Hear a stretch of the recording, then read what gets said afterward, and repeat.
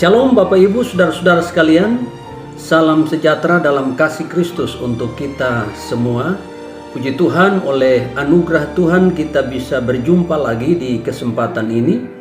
Dan hari ini saya kembali mengajak kita untuk sama-sama merenungkan kebenaran firman Tuhan di bawah satu topik yang belakangan ini sedang ramai diperbincangkan, yaitu tentang apakah penyaliban Yesus itu rencana Allah atau rencana iblis, atau keduanya.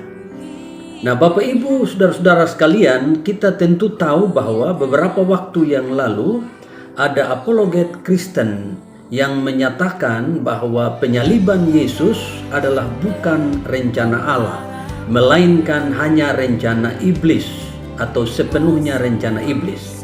Alasan mereka adalah kalau penyaliban Yesus itu rencana Allah, maka Allah terlihat jahat dan sadis. Di sisi lain, jika penyaliban itu adalah rencana Allah dan juga rencana iblis, maka iblis dalam hal ini memiliki andil dalam keselamatan manusia, dan karena itu iblis dan juga orang-orang yang menyalibkan Yesus harus diberi penghargaan. Apakah benar pemahaman seperti ini? Nah, melalui perjumpaan kita hari ini, saya ingin mengajak kita untuk merenungkan beberapa hal terkait dengan topik ini, dan tentunya penjelasan yang saya akan berikan adalah penjelasan yang tidak bersifat akademik, tetapi saya berharap bisa membantu kita untuk mengerti pertanyaan seputar apakah penyaliban Yesus itu rencana Allah atau rencana iblis. Kita mulai dengan yang pertama, yaitu penyaliban Yesus adalah rencana dan ketetapan Allah sejak kekekalan. Bapak Ibu, saudara-saudara sekalian, mengapa demikian? Karena ada banyak data Alkitab dalam Perjanjian Lama dan Perjanjian Baru, baik yang bersifat nubuat, simbol, metafora, atau kutipan, dan bahkan pernyataan langsung di dalam Alkitab yang menyatakan bahwasanya penyaliban Yesus itu adalah rencana dan ketetapan Allah sejak kekekalan dengan tujuan untuk menyelamatkan manusia dari dosa. Salah satu ayat yang bisa kita baca 1 Petrus 1 ayat 18 sampai dengan ayat 21.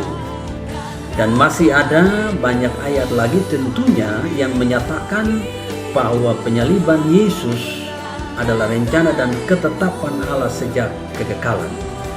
Nah, jika penyaliban Yesus itu adalah rencana iblis, tapi kemudian Allah mengubahnya menjadi keselamatan bagi manusia, maka kita sebenarnya telah merusak doktrin tentang Allah, yaitu bahwa Allah adalah Allah yang Maha Tahu dan Maha Kuasa.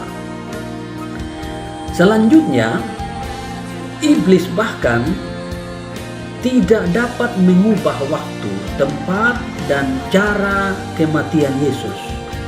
Iblis berkali-kali mencoba membunuh Yesus dengan cara lain, seperti rencana membunuh Yesus lewat Herodes saat Yesus lahir, kemudian menyuruh Yesus lompat dari bubungan bait Allah, mendorong Yesus ke tebing, dan juga di bagian lain justru sebaliknya, iblis menghalangi Yesus untuk pergi ke Yerusalem, mati dengan cara disalib. Kemudian pada waktu penyaliban, iblis melalui orang-orang yang ada di sekitar salib menyuruh Yesus untuk turun dari salib untuk membuktikan bahwa dia benar adalah anak Allah. Nah, semua ini membuktikan kalau iblis itu kebingungan atau ambigu dan kontradiksi dalam keinginannya, karena memang iblis tidak tahu tentang rencana dan ketetapan Allah di balik penyaliban Yesus. Kemudian yang kedua, kematian dan kebangkitan Yesus adalah rencana dan karya Allah Tritunggal. Data-data Alkitab menunjukkan bahwa benar Bapa yang merencanakan dan menetapkan kematian Yesus Kristus dengan cara penyaliban.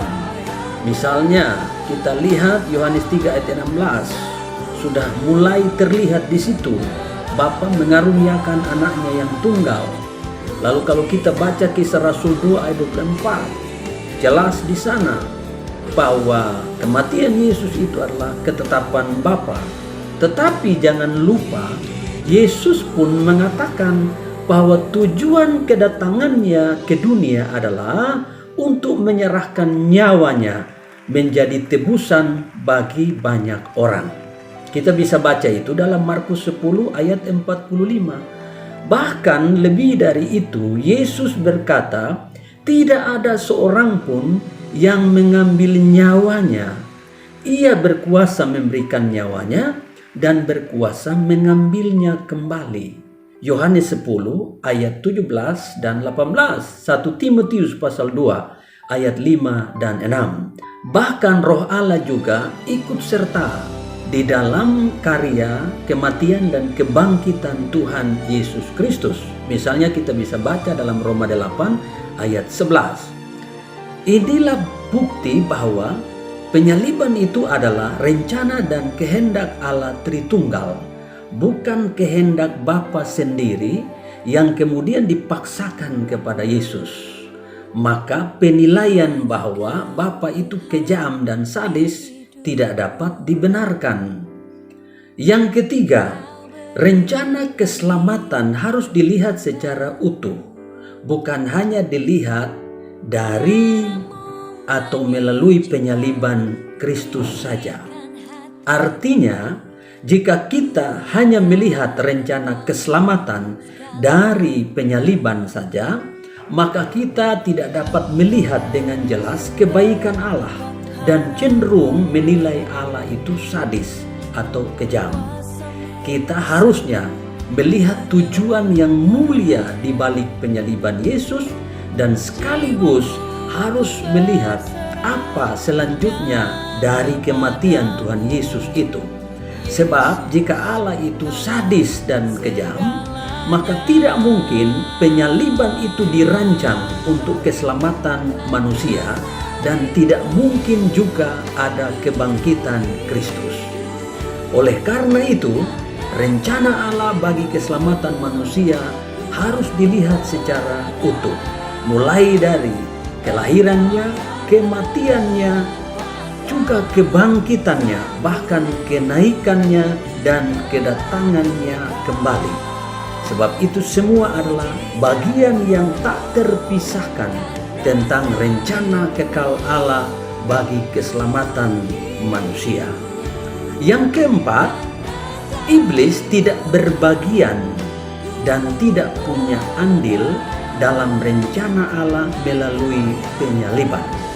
Mengapa demikian? Ya, penyaliban adalah sepenuhnya rencana dan ketetapan Allah sejak semula dengan tujuan untuk menyelamatkan manusia dari dosa. Bahkan itu ditetapkan sebelum iblis itu ada. Nah, iblis pun kemudian memang mempelopori penyaliban dan pembunuhan terhadap Yesus, tetapi bukan untuk menggenapi rencana Allah bagi keselamatan manusia, melainkan untuk tujuan kejahatan, karena iblis adalah pembunuh manusia sejak semula. Baca Yohanes 8 ayat 44 dan Yohanes 10 ayat 10. Iblis pun tidak dapat mengubah waktu, tempat, dan cara matinya Yesus, sebab semua telah ditetapkan oleh Allah. Kapan, di mana, dan lewat cara apa Yesus mati. Bahkan iblis pun gagal total membunuh Yesus menurut rencana dan caranya sendiri. Yesus baru bisa mati ketika ia menyerahkan nyawanya kepada Bapaknya di kayu salib. Nah, hal ini tentu dikuatkan melalui Yohanes 10 ayat 17 sampai ayat 18 dan fakta di kayu salib yang dicatat di dalam Lukas 23 ayat 46. Karena itu Bapak Ibu Saudara sekalian, iblis sama sekali tidak punya andil dalam keselamatan. Iblis hanya semacam pion yang maju dengan keinginannya membunuh Yesus tanpa tahu bahwa Allah telah menetapkan penyaliban itu jauh sebelumnya untuk keselamatan manusia. Yang kelima, iblis tidak perlu diapresiasi, tetapi harus dihukum. Mengapa demikian? Karena penyaliban Yesus bukan kerjasama antara Allah dan iblis atau kompromi Allah dan iblis untuk keselamatan manusia. Sebab iblis sendiri tidak tahu rencana kekal Allah bagi keselamatan manusia melalui penyaliban Kristus. Dan juga iblis membunuh tidak untuk tujuan keselamatan, melainkan untuk tujuan membinasakan, karena memang iblis sejak semula adalah pembunuh manusia. Yohanes 10 ayat 10 berkata, pencuri datang hanya untuk mencuri, membunuh, dan membinasakan. Oleh karena itu, iblis dalam hal ini tidak perlu diapresiasi, tetapi sebaliknya harus dihukum. Alasan lain adalah bahwa kalau kita bicara tentang penyaliban Yesus, maka di satu sisi kita harus ingat yang namanya ketetapan Allah yang tidak dapat ditolak atau yang tidak dapat diubah oleh manusia. Sementara di pihak lain kita mengenal ada yang namanya kehendak moral Allah. Nah, pada kehendak moral Allah inilah manusia dapat memilih untuk taat atau melanggar. Nah, disinilah iblis dan orang-orang yang berbuat jahat harus bertanggung jawab atas perbuatan mereka menyalibkan Yesus. Kemudian yang keenam, saya tutup dengan mengatakan bahwa hanya orang-orang yang memiliki pikiran Kristus sajalah yang dapat memahami misteri di balik salib Kristus. 1 Korintus pasal 1 ayat 18 berkata, sebab pemberitaan tentang salib memang adalah kebodohan bagi mereka yang akan binasa, tetapi bagi kita yang diselamatkan, pemberitaan itu adalah kekuatan Allah. Kemudian 1 Korintus 2 ayat 12 sampai 16 Alkitab berkata, kita tidak menerima roh dunia, tetapi roh yang berasal dari Allah, supaya kita tahu apa yang dikaruniakan Allah kepada kita. Dan karena kami menafsirkan hal-hal rohani kepada mereka yang mempunyai roh, kami berkata-kata tentang karunia-karunia Allah dengan perkataan yang bukan diajarkan kepada kami oleh hikmat manusia, tetapi oleh roh. Tetapi manusia duniawi tidak menerima apa yang berasal dari roh Allah, karena hal itu baginya adalah suatu kebodohan, dan ia tidak dapat memahaminya, sebab hal itu hanya dapat dinilai secara rohani. Tetapi manusia rohani menilai segala sesuatu, tetapi ia sendiri tidak dinilai oleh orang lain. Sebab siapakah yang mengetahui pikiran Tuhan, sehingga ia dapat menasihati dia? Tetapi kami memiliki pikiran Kristus. Jadi jelas bahwa untuk memahami salib Kristus diperlukan roh Tuhan atau diperlukan hikmat yang datang dari Tuhan. Orang-orang yang punya pikiran duniawi tidak mungkin akan memahami misteri di balik salib Kristus. Inilah beberapa penjelasan yang dapat saya sampaikan untuk kita semua. Semoga membantu kita untuk memahami bahwasanya penyaliban Yesus adalah rencana dan ketetapan kekal Allah demi keselamatan saudara dan saya. Dan ini tidak ada kaitannya dengan iblis, karena itu iblis tidak perlu diapresiasi. Tetapi hanya Tuhan saja yang harus ditinggikan, yang harus dimuliakan. Demikian firman Tuhan untuk kita. Tuhan Yesus memberkati kita semua.